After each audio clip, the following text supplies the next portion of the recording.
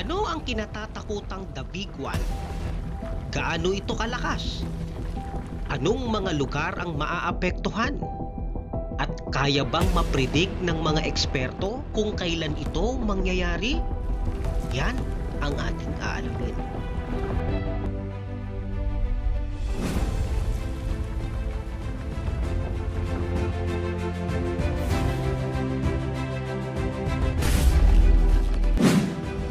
Ayon sa pag-aaral, maaaring gumalaw anumang oras ang West Valley Fault sa Metro Manila na isang mapaminsalang lindol. Kaya tinawag itong The Big One. Dalawa ang pangunahing dahilan kung bakit nagkakaroon ng lindol. Ito ang tectonic earthquake at volcanic earthquake. Ang volcanic earthquake ay nagsisimula sa pagsabog ng bulkan. Sumasabog ang bulkan kapag gumalaw ang magma sa ilalim ng lupa na kung tawagin ay magma static pressure. Kaya nakakaramdam tayo ng pagyanig o lindol. At kung titignan natin ang geographic location ng Pilipinas, tayo ay kasama sa Pacific Ring of Fire, kung saan ang lugar na ito ay nagtataglay ng maraming aktibong bulkan. At alam nyo ba na mas maraming bulkan sa ilalim ng tubig kaysa sa ibabaw ng lupa?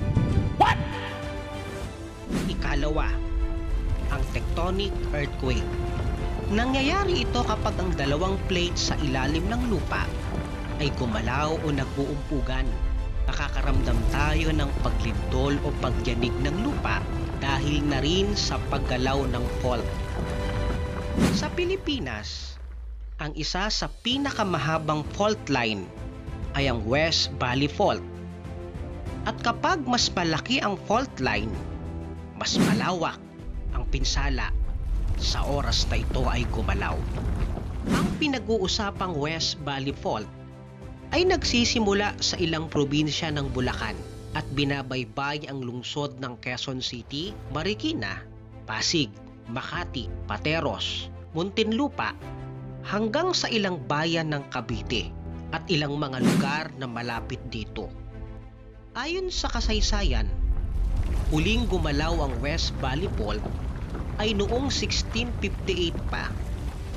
At tinataya ng mga eksperto na tuwing 400 years gumagalaw ang fault na ito. Kaya kung mangyari ang matinding lindol na ito, ano kaya ang magiging epekto? Ayon sa pagtataya ng PHIVOLCS, kapag gumalaw ang West Valley Fault, aabot sa kalahating milyon na kabahayan ang masisira. Hindi bababa sa 9 na tulay ang masisira. 400 gusali ang babagsak. 13 kilometro ng linya ng kuryente ang mabubuwal. Kaya magkakaroon ng malawakang brownout. Maging ang mga koneksyon ng tubig ay mapuputol. Masisira ang kalsada. Ang mga paliparan at daungan ay mapipilitang magsara. At ang kinatatakutan ng lahat, aabot sa 100,000 katao ang masusugatan at hindi bababa sa 34,000 katao ang posibleng mawala ng buhay. Ilang malalakas na rin na lindol ang tumama sa ating bansa. Isa na nga dito noong 2013 na tumama sa Bohol.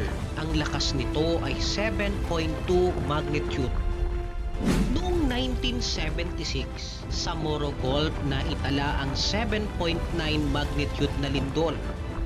At noong 1990 sa Luzon, tumama ang 7.8 magnitude na lindol at nakaranas ng intensity 8. Wait, teka nga lang. Ano nga ba ang kaibahan ng magnitude sa intensity? Ang magnitude ay sukat ng energy ng lindol na nagmumula sa pinanggagalingan nito sa ilalim ng lupa o tinatawag na focus. Ang intensity naman ay lakas ng lindol batay sa epekto nito sa mga tao, bahay, kapaligiran, at mga istruktura sa paligid. Kaya ang pinangangambahan ngayon ng mga eksperto na ang The Big One ay sinasabing may lakas na 7.2 magnitude at ito ay mararamdaman sa buong Kamaynilaan kung mangyari man. Malaki ang epekto nito sa mga tao, maging sa kabuhayan at ekonomiya ng bansa dahil ang Metro Manila ang pinakasentro ng bansa. Ang lindol ay iba sa bagyo. Kung ang bagyo ay napo-forecast o nalalaman ng bansa kung saan ito tatama o dadaan. Pero ang lindol ay di natin alam kung kailan ito mangyayari dahil walang anumang aparato na magsasabi kung kailan ito darating. Kaya ngayon pa lang, maging handa na tayo. Mahalaga na alamin natin kung saang lugar mayroong fault line. Pumunta lang sa ligtas na lugar. Sundin ang payo ng pamahalaan. Maghanda ng mga kakailanganin tulad ng radyo, flashlight, first aid kit, tubig, pagkain at gas mask. Sumali din sa mga earthquake drill. Kung anong gagawin kung sakaling maabutan ng lindol sa bahay, opisina, paaralan, o kalsada. At higit sa lahat ay magpakabait tayo. Patuloy na manalangin at magtiwala sa ating Big Lord na siya lamang ang makapipigil sa sinasabing The Big One.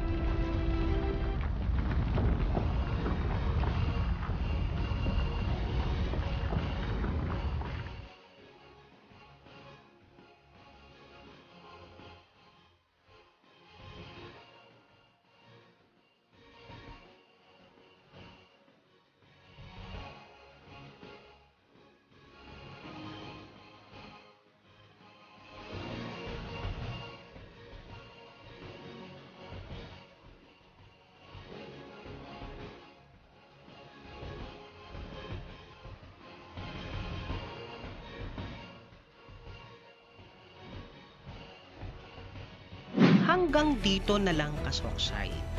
Kung nagustuhan mo ang aking video, please like and subscribe at i-hit mo na rin ang notification bell para updated ka sa aking mga video. Dahil sa channel na ito, mapupuno ka ng kaalaman. Dito lang sa Soksay TV.